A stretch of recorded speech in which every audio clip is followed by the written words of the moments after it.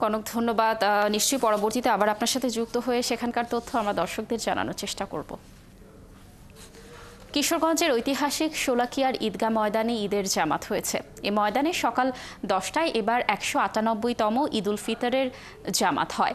নামাজ শুরুর আগেই কানায় কানায় পূর্ণ হয়ে ওঠে এই ঐতিহাসিক ঈদগাহ ময়দান।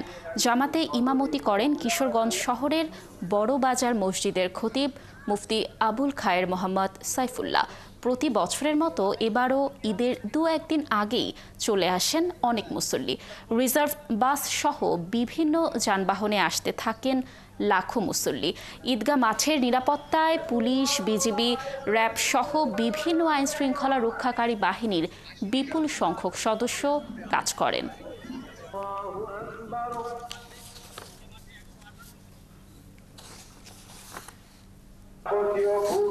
থেকে আমরা বিরত থেকেছি শুধুমাত্র আল্লাহ তাআলার সন্তুষ্টির জন্য।